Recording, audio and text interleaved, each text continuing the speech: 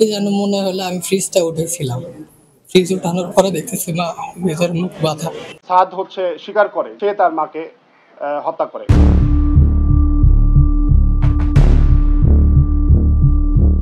হাত খরচের টাকা নিয়ে বকা দেওয়ায় নিজের মাকে শ্বাসরোধে হত্যা করে ছেলে সাদ বিন আজিজুর।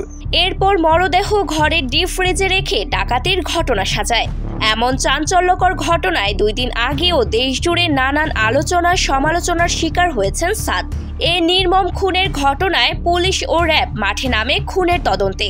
ঘটনার 2 দিন পর ছেলে সাদকে গ্রেপ্তার করে র্যাব দাবি করেছিল সাদই তার মাকে হত্যা করেছেন, কিন্তু ঘটনা মোড় নেয় ভিন্ন রূপে।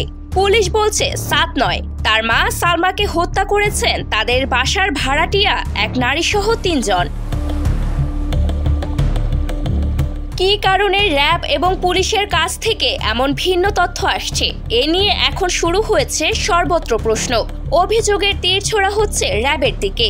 র্যাব কেন আসল রহস্য উদ্ঘাটনে বিষয়টি আমলে নেয়নি? আইন শৃঙ্খলা বাহিনী এবং মিডিয়ার ট্রায়ালে 19 বছরের এই ছেলের জীবন নষ্ট হয়ে যাচ্ছে কিনা তা নিয়েও অনেকেই তুলছেন প্রশ্ন। বগুড়ার হাড় কাঁপানো এই হত্যাকাণ্ড যেন রূপকথার গল্পকেও হার মানাবে। এদিকে সাদকে টর্চার করে মাকে হত্যার স্বীকারোক্তি আদায় করা হয়েছে বলে র্যাবের বিরুদ্ধে অভিযোগ এনেছেন সাদের বাবা আজিজুর রহমান। তিনি বলেন, র্যাব এবং পুলিশকে তাদের চাহিদা মতো তথ্য দিয়েছি। 2 বাহিনীকেই ভাড়াটিয়া মাবিয়া সুলতানার কথা বারবার বলেছি, কিন্তু র্যাব মাবিয়ার বিষয়টি আমলে নেয়নি। আজিজুর রহমান জানান, গত 11 নভেম্বর জানাজার পর তাকে ও তার ছেলে সাদ বিন আজিজুর রহমানকে র্যাব তাদের কার্যালয়ে নিয়ে যায়। এরপর সাদকে জিজ্ঞাসাবাদ শুরু করে। তখন তিনি পাশের রুমে বসেছিলেন। এ সময় সাদকে অনেক টর্চার করা হয়। মনে হয় এ কারণেই সাদ তার মায়ের হত্যার স্বীকারোক্তি দিয়েছিল। একদিনের ব্যবধানে এমন ঘটনায় মানসিকভাবে ভেঙে পড়েছেন আজিজুর রহমান। জানান, স্ত্রীকে হারানোর পরদিনই মাকে হত্যার অভিযোগে ছোট ছেলেকে গ্রেপ্তার করা হয়। কোনোভাবেই মানতে পারছিলেন না তার শান্তশিষ্ট ছেলেটা নিজের মাকে হত্যা করবে। তিনি বারবার চাচ্ছিলেন স্ত্রী হত্যার আসল রহস্য উদ্ঘাটন হোক।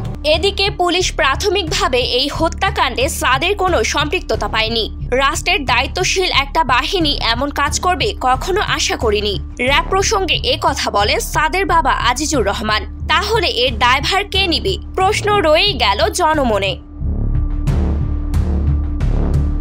সাদের বাবা জানান, মাবিয়া নামের ওই নারী 4 মাস আগে তার বাড়ি ভাড়া নেয়।